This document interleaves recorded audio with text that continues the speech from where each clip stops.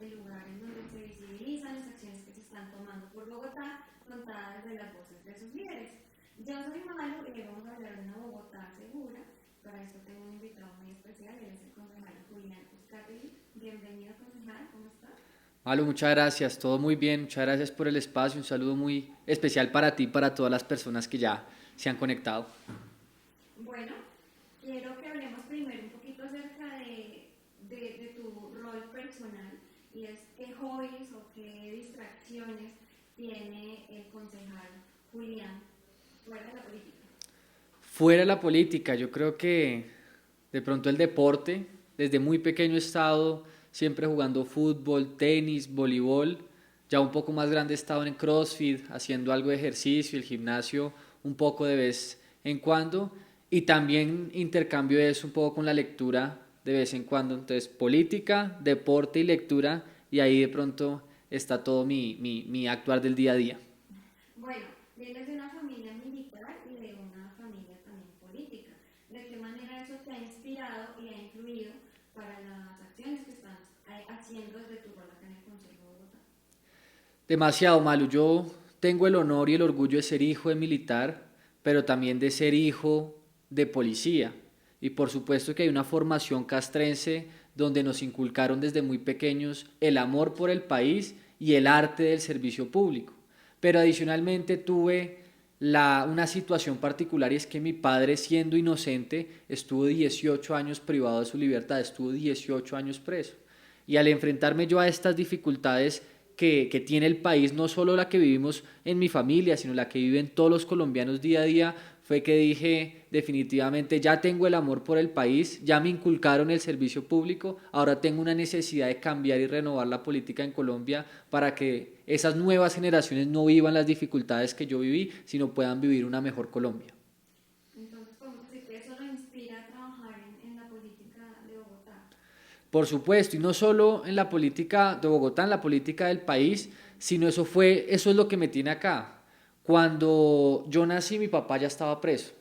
Y cuando mi papá recuperó su libertad, yo tenía 18 años de edad. Y durante esos 18 años fue que viendo precisamente la magnitud de esa injusticia, me comprometí y asumí ese compromiso de entregarme a la política y al servicio público porque a Colombia la vamos a sacar adelante y se necesitan nuevos políticos, nuevas ideas, pero sobre todo con valores y principios que renueven el servicio público y por eso siendo tan joven asumí el reto de la Junta Administradora Local donde fui edil en Usaquén durante 4 años y posteriormente este nuevo reto en el Consejo de Bogotá donde ya vamos cerca de 9 meses. ¿Y cuál ha sido ese reto más grande al que se ha enfrentado en este tiempo que lleva dentro de las funciones por Bogotá, de trabajar por Bogotá?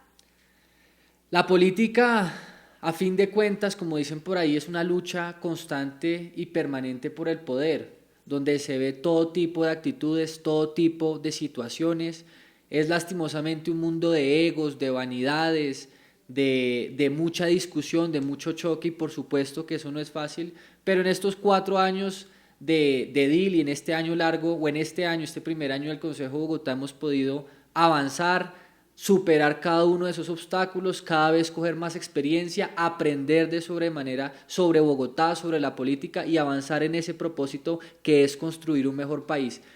La fuerza pública tiene una oración que es la oración patria que termina diciendo una Colombia grande, respetada y libre. Ese es mi sueño y ese es mi propósito en la política. Y más allá de esas dificultades que estamos mencionando que pueda haber en un ejercicio como la política, ese es el propósito, construir una Colombia grande, respetada y libre. Bueno, concejal, entremos un poquito en materia, hablemos de seguridad en Bogotá. Usted está muy de cerca con las personas porque lo hemos visto en diferentes comunidades. ¿Cuáles son los problemas que más enfrentan los bogotanos ahorita en temas de seguridad?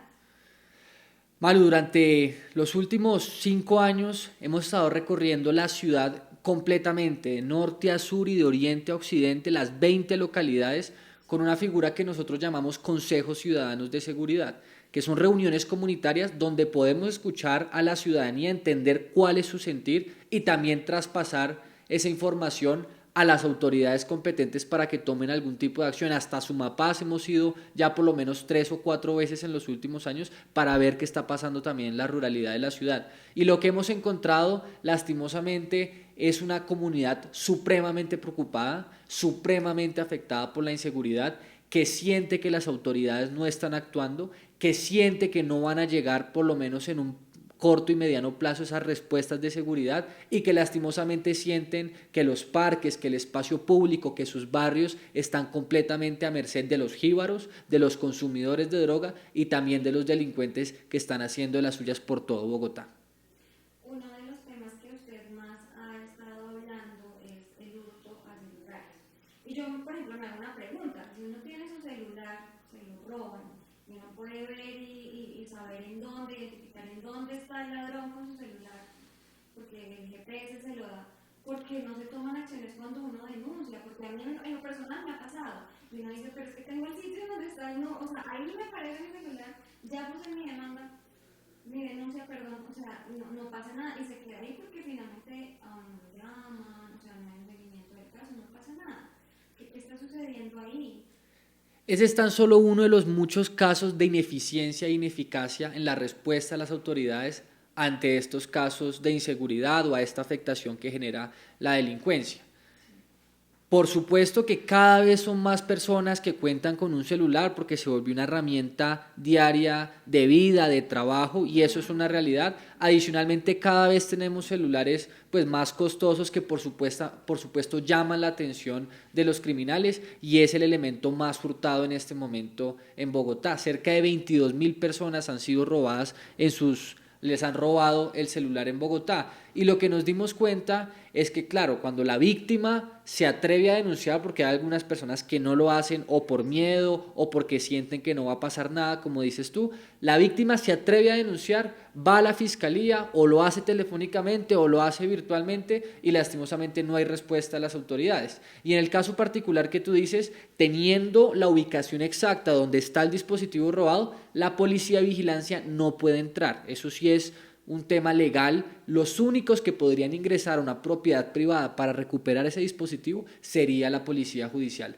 pero solo lo puede hacer con la orden de un fiscal que después se somete a un control posterior por parte de un juez de garantías. Pero lo que encontramos precisamente en el estudio de este caso es que lastimosamente no hay fiscales disponibles para atender este tipo de casos, no hay fiscales enfocados en el hurto a celular que puedan tomar la determinación de hacer allanamientos express o allanamientos más rápidos y por eso estos casos terminan archivándose a los 20, 30 días y el bandido lastimosamente goza de la protección, de la ineficacia y la ineficiencia de las autoridades y por eso nuestra propuesta, realicen un convenio con la fiscalía que pueda tener fiscales enfocados únicamente en el hurto a celulares disponibles las 24 horas y que apenas reciba el testimonio de la víctima y reciba la imagen de la ubicación donde está el celular, pueda enviar a la policía judicial, pueda entrar a estos puntos, recuperar los dispositivos y llevar a judicialización a los bandidos responsables. Pero ahí también tendría pues un tema que llegar a colación y este seguimiento también se le hace a la persona que fue robada. ¿Se ha tomado alguna medida también en este sentido? No solamente como que hacemos con el que roba, sino también con el que fue robado, con la víctima. Es un tema muy complejo precisamente por el alto número de víctimas que hay en Bogotá. Entiendo que la Secretaría Distrital de Seguridad sí ha planteado una estrategia para ayudar a la denuncia y hacer cierto seguimiento a las víctimas de estos flagelos en la ciudad, pero en la práctica vemos que no tienen la capacidad para hacerlo. Por eso nos deja ver también otra falencia que tiene la institucionalidad en Bogotá respecto a la seguridad y es la falta de presupuesto. En Bogotá, para que la gente especialmente lo sepa, en Bogotá de todo el presupuesto distrital, tan solo el 3% va para seguridad. Y por eso es que no tenemos fiscales, por eso es que no tenemos personal disponible, por eso es que nuestra policía no tiene dotación, no tiene carros, no tiene vehículos, no tiene motos, no tiene gasolina y no tiene herramientas tecnológicas para combatir el crimen. Así que hasta que no tengamos realmente un presupuesto robusto para combatir a la delincuencia, nuestras autoridades no van a poder hacer este tipo de ejercicios de confrontar a los delincuentes y de acompañar especialmente a las víctimas de la delincuencia en Bogotá. Tenemos identificadas cuáles son esas localidades en las que más hurtos se presentan, sobre todo de celulares. Es complicado, tocaría revisar ahora un poco más la cifra.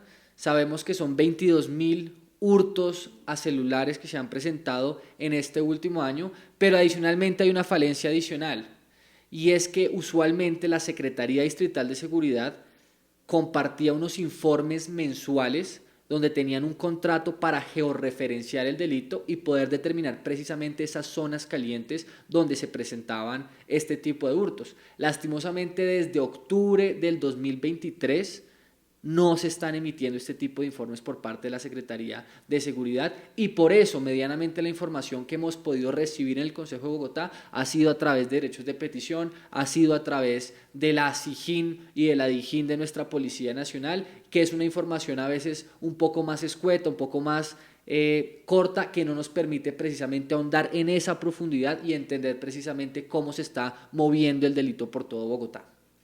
Bueno, hay otro tema de seguridad muy importante, y es que se pensaría de pronto que pasa en algún momento, en alguna época de Colombia, o que ocurre en regiones rurales, lejanas a Bogotá, pero hay casos de extorsión y de vacunas en Bogotá actualmente. Cuéntenos, por favor, qué está pasando en este sentido con la ciudad. Hay un tema muy particular que está estrechamente relacionado a lo que está pasando en el país por culpa del presidente Gustavo Petro y su paz total. El presidente Petro, desde que llegó al poder, se ha ensañado en negociar con los criminales, y esa negociación se ha centrado en darle todo tipo de beneficios, los nombra gestores de paz para que queden en libertad, les pone carros blindados de la Unidad Nacional de Protección y les permite narcotraficar, secuestrar, asesinar libremente, porque paró la ofensiva militar y policial en contra de estos grupos. Y producto de eso hemos visto que en tan solo 2 años del gobierno de Gustavo Petro estos grupos han crecido casi 4.000 hombres en armas, que es una barbaridad, llegando en este momento a cerca de 16.000 hombres en armas en todo el territorio nacional, con más presencia y control territorial en cerca de 900 municipios del país, e insisto, desplegando todo tipo de actuaciones delictivas que se han desprendido en aumentos, en incrementos del homicidio, del secuestro, de las masacres, de la extorsión en todo el país. Y aunado a ello, que es lo que guarda relación con Bogotá, es que en la ciudad tenemos 72 estructuras criminales, 72 organizaciones que dependen de estos 3 grupos armados que están fortalecidos por cuenta o por culpa de Gustavo Petro. ¿Son como disidencias o son bandas o bueno, de todo ahí? Tenemos 3 grupos armados organizados: ELN, FARC y Clan del Golfo. Dentro de las FARC encontramos las disidencias de las FARC, lo que es la segunda Marquetalia de Iván Márquez y toda esa disputa entre anteriores jefes de las FARC. Y tenemos en Bogotá 72 bandas criminales, crimen organizado, que dependen, insisto, de estos grupos armados organizados. ¿Y por qué dependen? Porque están funcionando, y eso se ha podido comprobar de cierta manera, como un outsourcing, donde estas 72 bandas reciben armas, reciben droga, reciben formación y reciben todo tipo de logística para desplegar acciones delictivas en Bogotá. Caso particular, tenemos al Tren de Aragua, que está extorsionando a los comerciantes de Bogotá. Eso es una realidad y es una tristeza, porque son cada vez más los comerciantes que deciden cerrar su negocio por miedo al pago de este tipo de vacunas, que de una u otra forma, insisto, pues dependen estas bandas criminales de estos grupos armados, y de esa forma han podido cooptar y acaparar cada vez más nuestra ciudad. ¿Y qué se está haciendo para ayudar precisamente a esos comerciantes o para visibilizar este problema y para que se empiecen a generar políticas que cuiden de esos comerciantes que están siendo amenazados por estas bandas y bueno, estas personas que cometen extorsión? Nosotros, en lo personal, hemos citado diferentes consejos de seguridad y hemos constituido diferentes frentes de seguridad con los comerciantes en diferentes partes de Bogotá. ¿Y eso qué permite? Acercar a los comerciantes precisamente a la autoridad, y que ellos puedan avanzar en la investigación para determinar quiénes son los responsables, si la extorsión se estaba haciendo, por ejemplo, desde alguna cárcel en el país, o si en efecto es una banda criminal que en total libertad está extorsionando a esos comerciantes. Y adicionalmente hemos llevado a la institucionalidad a estos barrios, a estos sectores, para que el bandido que está extorsionando vea que ahí está la policía, vea que ahí está el ejército, vea que ahí está la alcaldía y demás autoridades, y y se abstenga de cometer este tipo de extorsiones. Es lo que hemos hecho nosotros. Entiendo yo, según lo que hemos podido verificar, que la administración distrital con la fuerza pública, especialmente con Gaula Policía y Gaula Ejército, están desplegando acciones adicionales para investigar, determinar los responsables y prevenir que se cometan este tipo de extorsiones que han mostrado un incremento cercano al 100% en el último año en Bogotá. Y a nivel general, concejal, ¿qué podemos hacer para tener una Bogotá mucho más segura? Tanto como ciudadanos, como consejo, como ciudad, como políticos. Hay mucho que hacer por la seguridad de Bogotá. Los ciudadanos, por supuesto, que también tienen su cuota de responsabilidad, no solo en la autorregulación, en la cultura ciudadana, porque las problemáticas no son solo de seguridad, sino también de convivencia, y en ellos está que podamos ir medianamente recuperando la tranquilidad de la ciudad. Dos, denunciar. La denuncia es supremamente valiosa porque nos deja ver verdaderamente cómo está la ciudad en materia delincuencial y adicionalmente activa las rutas de investigación para que las autoridades puedan de una u otra forma actuar. Si no hay denuncia, las autoridades no pueden actuar y eso por supuesto que no sería positivo. Adicionalmente, tomar medidas de prevención. Yo entiendo que es un mensaje a veces molesto, pero guardemos el celular en la calle. Si van a estar en puntos de aglomeraciones, aseguren sus pertenencias. Si van a tomar el bus, procuren hacerlo en puntos donde haya más personas o intenten hacerse en zonas iluminadas al momento de esperar el transporte público y de esa forma ir tomando medidas de autoprotección. Conformen frentes de seguridad, tengan las líneas de emergencia a la mano para saber a dónde acudir y eso es parte de la responsabilidad que tiene el ciudadano. Desde el Consejo de Bogotá tenemos que hacer un control político eficiente y riguroso a las autoridades para ver precisamente ese presupuesto, por más pequeño que sea, cómo se está invirtiendo y si se está invirtiendo bien. Por ahí dicen que la plata alcanza cuando no se la roban y la plata sirve cuando se invierte bien. Nuestra función es que esa plata no se la roben, pero que se invierta y que se invierta bien, porque esto no se va a solucionar con pauta publicitaria, esto se salva con herramientas y dotaciones y con autoridad. Y a las autoridades distritales, al alcalde Galán, al secretario de Seguridad y de ahí para abajo a todos los que comparten esa responsabilidad en la seguridad, por supuesto con nuestra fuerza pública, el llamado es actuar inmediatamente, con contundencia, sin ambigüedad, sin dudar, sin debilidad, porque de lo contrario Bogotá va a seguir lastimosamente a merced de los bandidos y eso por supuesto que no es lo que queremos. Bueno, concejal, yo quiero leerle un par de comentarios que han dejado en sus redes sociales. @Otman Sánchez Vaca en Facebook dice: gracias Julián, lo edito arriba.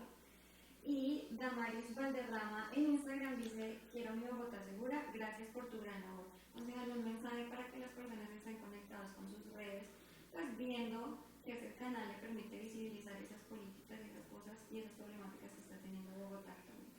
Claro que sí, Malú, pues a todos los ciudadanos que nos ven los invito a que me sigan en mis redes sociales y que estén pendientes del trabajo que estamos haciendo por Bogotá. Nosotros somos del Centro Democrático y nuestra premisa, nuestra tesis es trabajar, trabajar y trabajar y así lo hemos hecho y lo vamos a seguir haciendo. Y no es trabajo de escritorio, no es trabajo de oficina, no es trabajo aquí en este recinto, sino es trabajo en la calle, en el territorio, con la gente, con los amigos y con todos aquellos que quieren precisamente esa Bogotá segura y esperemos, Dios permita que en unos cuantos meses, ojalá años, podamos tener esa Bogotá segura, próspera, tranquila, desarrollada y en paz que tanto soñamos y esperamos y también esa Colombia grande, respetada y libre que nos hemos prometido construir.